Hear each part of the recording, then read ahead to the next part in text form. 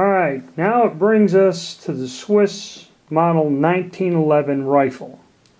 Okay, this rifle was purpose-built, the 1911 model, and the major things about this model was they got rid of the 12-round magazine on the previous models and replaced it with a 6-round detachable magazine that was smaller and did not protrude as much.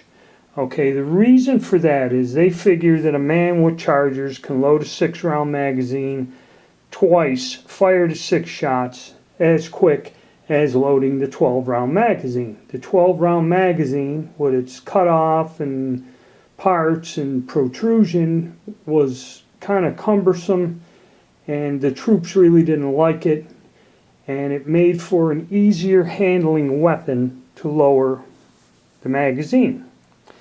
Also, the rear sights were changed to accommodate the new GP or G 1911 ammo, okay, other than these older sights here, okay, and this 96 was converted. The action and the bolt are still the same as those that came from the 1996 model when they made the changes to the bolt and receiver and changed the location of the locking lugs from the early 1898 gun. Now, what we are forgetting is the Swiss didn't modify their rifles designs because they found improvements. The only improvement that they did was going from the 1889 to the 1896 model, and what they did was change the bolt. They redesigned the bolt. Okay, so this originally would have looked just like this, other than the receiver and the bolt would have still had a 12-round mag and still would have had a straight pistol grip on the stock. So why are the Swiss changing things? Well, this is what happens. Alright, we have two cartridges here. This is somewhat like, say, of G03, 23 type of ammo with the round bullet. And this is the GP11. So GP03, 23, GP11. So what the Swiss realized is their cartridge, the early one with the paper patch, lead bullet, and all this other nonsense, kind of fell behind the times. So around 1903, what they did is they developed the load with a torpedo bullet, except the original one was a full metal jacket and it was weird. It kind of had a widened base like 312. And this was because of that 3-groove rifling in the older guns' barrels. Okay, so there was no need for modification once they adopted the new cartridge. And a torpedo bullet was the standard for all military rounds. 7mm Mauser, 6.5s, 8mm, all of them had this torpedo bullet. And the Carcano and a few others retained it all the way to World War II. They never changed it. So what the Swiss were trying to do is they developed the new ammo to keep up with current military ammunition and ballistics. So as things progressed, the Germans and everyone realized that the Spire Point boat tail bullet was a better design, and everyone started converting their ammunition to this type of ammo and getting rid of the more obsolete torpedo bullet. So it's kind of like the Swiss were developing the ammunition first and modifying their rifles after the fact, because this is the GP11 cartridge here. So by 1911, that's when they adopted it. They were actually developing it for a few years. The Swiss made a more modern cartridge. It was compatible, but the only thing is it was a much more powerful cartridge. Okay, so now the Swiss have a cartridge. Okay, so what do they do now? So looking at their stock of old guns, Okay.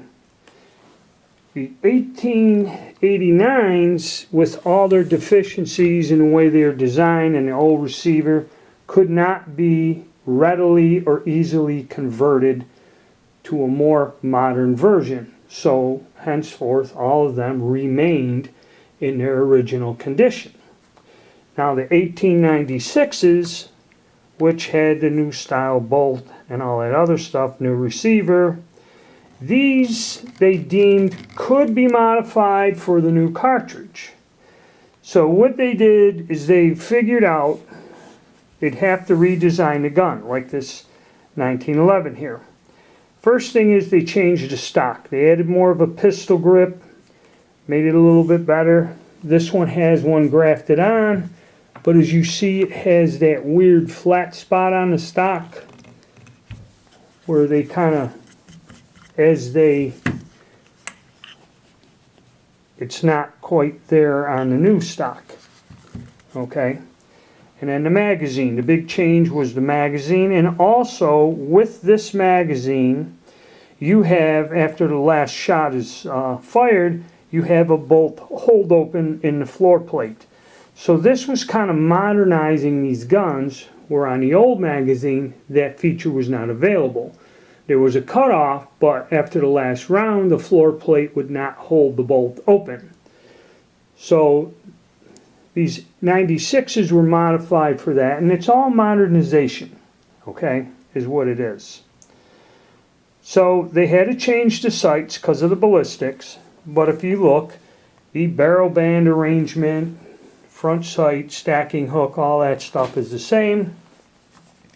This has a different rear sight, okay, on there. Magazine, now it has bolt hold open, and the stock configuration was changed. So they took all their older 96 rifles, and I did find out, because there's a big debate on what's going on, these guns were rebarreled. If you go to SwissRifles.com and look at the order of the different guns, they list the modifications, and one of them was the older 3-groove barrel was replaced with a 4-groove barrel. Now that was a question we had to ask, because it does make a difference in performance of the gun with the new cartridge. Okay? So that was an upgrade, and that makes sense.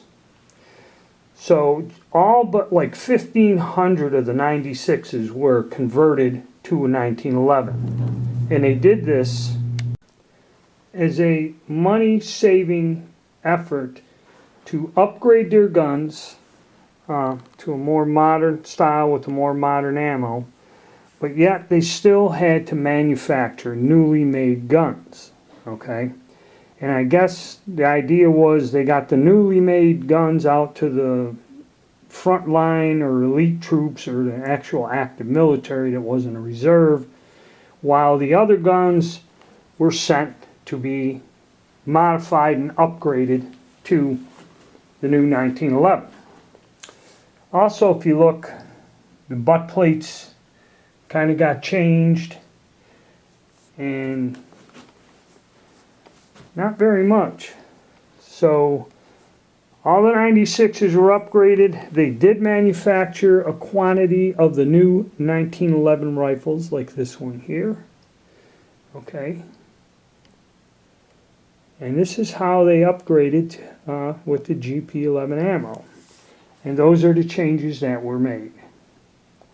So we'll go and conclude this video here.